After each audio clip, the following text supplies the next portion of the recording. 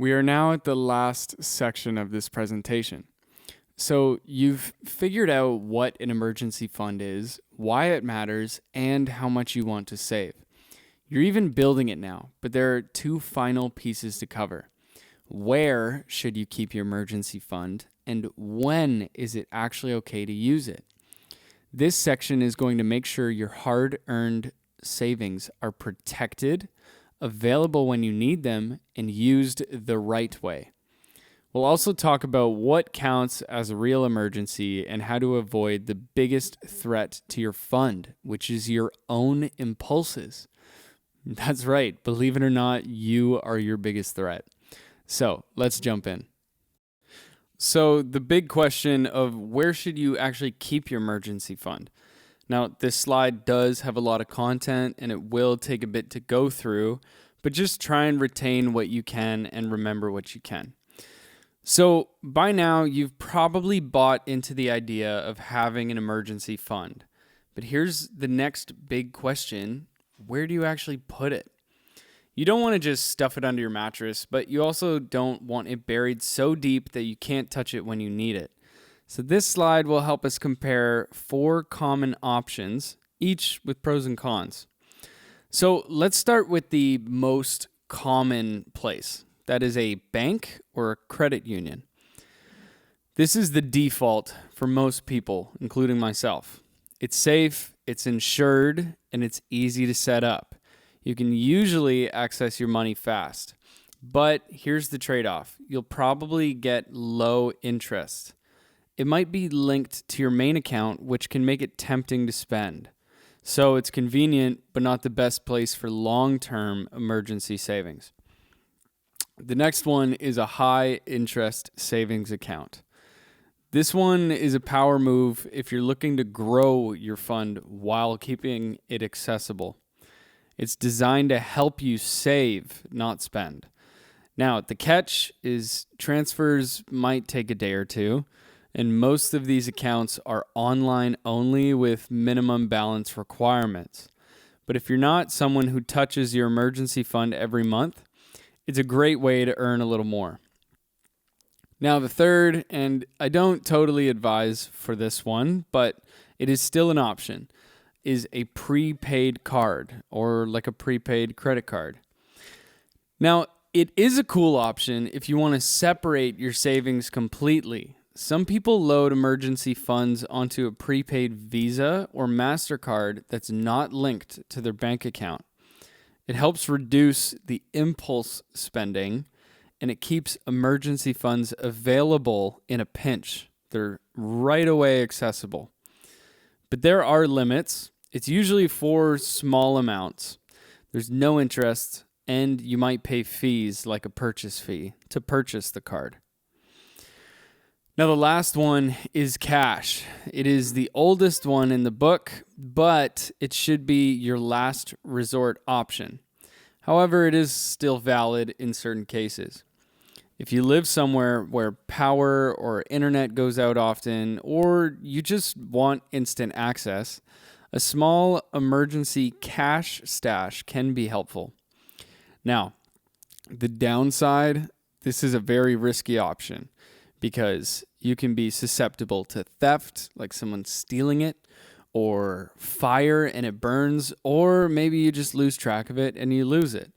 I know that I've actually, when I was a teenager, I tried to keep savings, and my parents were like, hey, let's just keep it in cash. And then my parents actually lost it for 3 years. Now, we eventually did find it, but that was a lot of money in cash that I just lost. And as well, cash has no interest, so it doesn't grow. Also, once it's gone, it's hard to trace. So it's really difficult to track how you spend it. So if you do go this route, try and be intentional and keep it somewhere safe. Now, overall, each of these options can work, but the key is to find the right mix or to find what works for you. You might keep most of your emergency fund in a high interest account, but have a prepaid card on the side or a little cash for immediate needs. Because in an emergency, speed plus security matter. You want access, but you don't want temptation. You want growth, but you don't want delays. So let's figure out what combo works best for you. So I know that we talked about this previously, but I do want to come back to this whole idea of trying to classify what counts as an emergency. What should you spend it on? So here's the whole deal with your emergency fund. You don't want to build it up for months only to drain it in one weekend because of a non-emergency. That is why it is essential to set clear personal rules for when it's actually okay to dip into your fund. Because when something stressful happens, maybe you're emotional, you're panicked, or even just tempted, it helps to already know your boundaries. So let's look at a few valid emergencies. Your car breaks down and you literally cannot get to work, or you've got a medical or dental bill or some other kind of health-related bill that was not covered by insurance. Or maybe you're trying to cover your rent or utilities, but you're in between jobs and you need help doing this. Or even just like before, your laptop dies and you need it for work, or you just need it for school. So in all of those cases, your emergency fund becomes exactly what it was built to be, a safety net to keep life moving forwards. But then we got to be honest with ourselves. There is a gray zone where our spending could feel urgent, but maybe it's not truly an emergency. Maybe it feels like it, but it's not actually. It's really hard to classify. Now, there is stuff that it is very clear. And let's be honest, for these examples, these are not emergencies. There's stuff that's clearly not. So a birthday party that you forgot about. You don't need to go out and spend $60 on a gift. Maybe you could just buy a card or do something creative or spend time with that person for a birthday gift. Something a lot more affordable. Or you see this amazing sweater and you want to go buy it just because you want to feel fresh. Just getting a brand new outfit update. Now, sometimes you do need to buy clothing for work, or you actually need something like a winter jacket. But unless it's absolutely essential, it can probably wait. Now, another one is maybe a last-minute trip with friends or a vacation or traveling or something. Now, that is a lot of fun, but if you're honest with yourself, that's not an emergency. So maybe set up a separate savings plan that you actually just call your travel fund instead. Or maybe you're craving sushi or some kind of takeout after a very long day. Now, let's be real, that is called dinner. So go grocery shopping. It is a lot cheaper. You can buy so many groceries for the price of one takeout meal. Now, the bottom line, your emergency fund is for when something breaks, something's missing, or you've lost your ability to earn. Not for when you're bored, pressured, or just want a quick fix.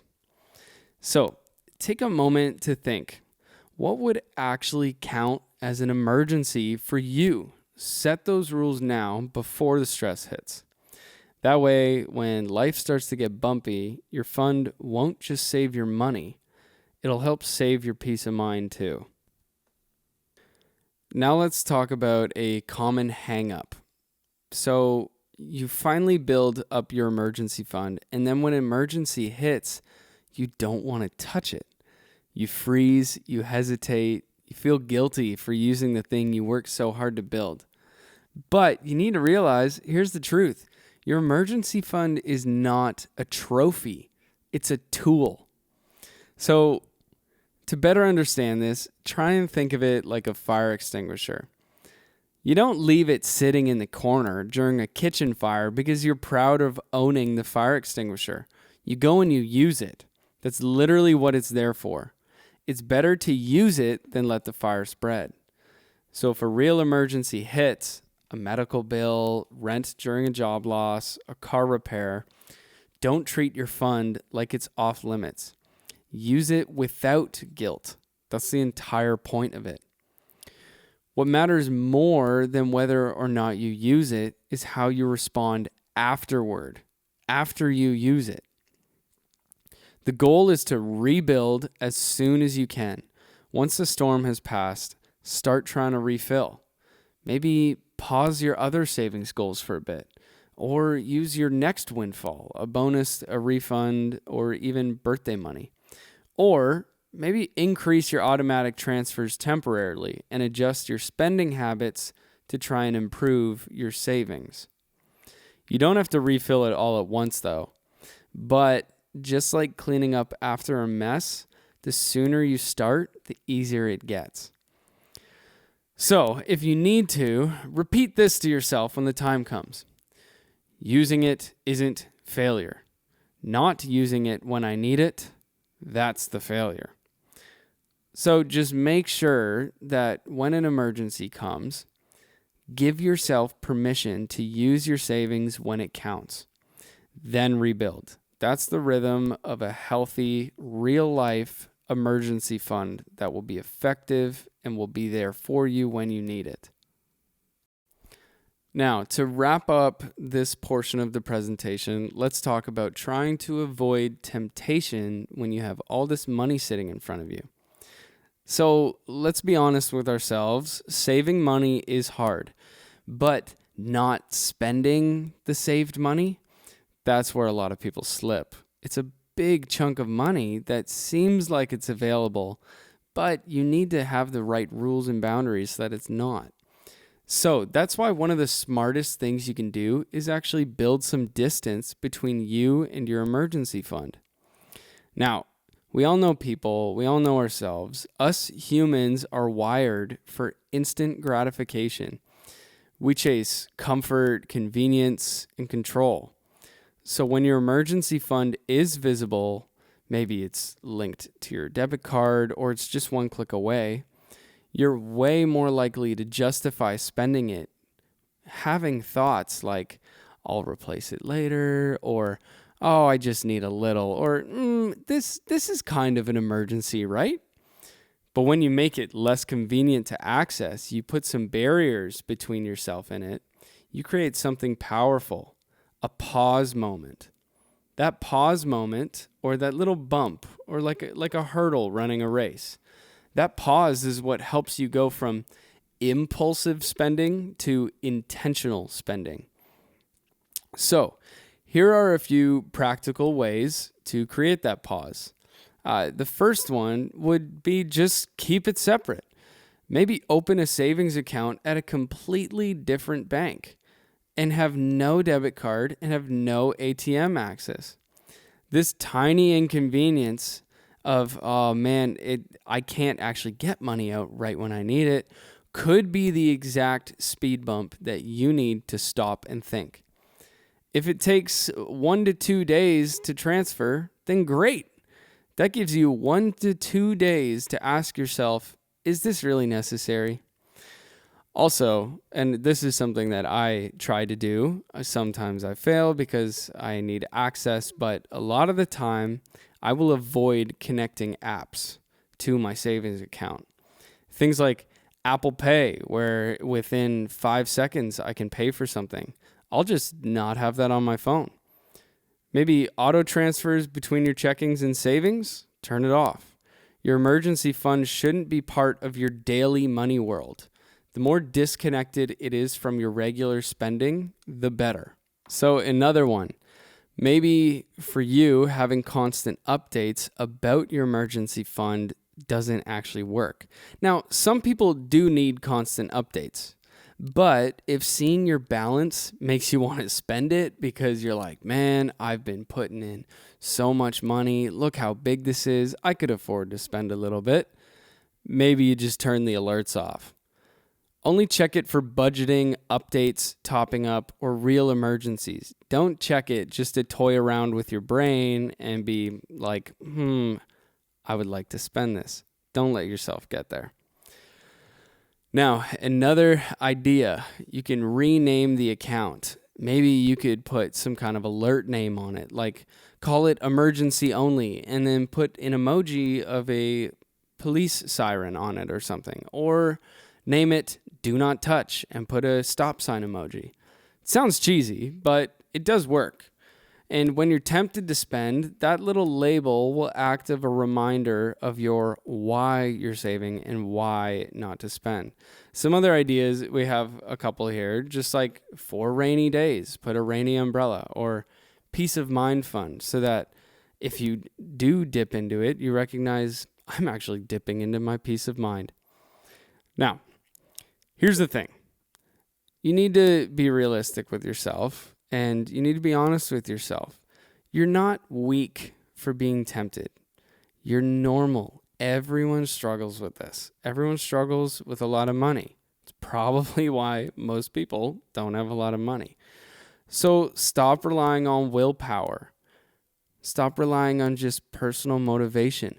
Go build a system that will protect you from yourself. Because your emergency fund isn't just for car repairs and rent. It's for peace. It's for stability when everything else is feeling shaky. It's not about keeping the money locked away forever. It's about making sure it's there when you truly, truly need it, not when you're just going through a little temptation. So this brings us to our final talk it over and pause slide. Same rules apply if you're in a classroom or if watching online. You got a little job to do. So if you're in a classroom, and this one won't be in small groups, this should be as an entire class. So you're going to play a little game called green light or red light. And you can add in yellow light there as well. So as a class, list 10 different scenarios, whether it's car repair, going to a concert, having a broken phone, or going to a movie theater. And then as a group, make votes, maybe just by hand or paper ballots, however you like. Make it interesting. Vote on whether each one is a real emergency, which is a green light, not an emergency, which is a red light, or it's kind of a gray area and it depends on the situation. That one is a yellow light. Now, you're going to have some disagreements, so make sure that you discuss them. Why might someone justify spending in a gray area where you wouldn't justify spending in that area? If you're watching online, do the little emergency rules list exercise here. Create your rules for my emergency fund thing. So pull out your notebook or that app or whatever you've been using. Write down 5 situations that do qualify. Write down 3 situations that don't qualify for your emergency fund. And focus on things that are really interrupting, like interrupting your income, your safety, your health, or your housing. Try and form a guideline for need versus want spending. And then as you can see here as well, at the bottom of your notes or wherever you're taking this, add a reminder of like, if it's not urgent, then I don't use it. Now, that's a very simple one. Maybe come up with something that's more applicable to you. Now you have your jobs, and after this, we will do a little recap of everything that you have learned.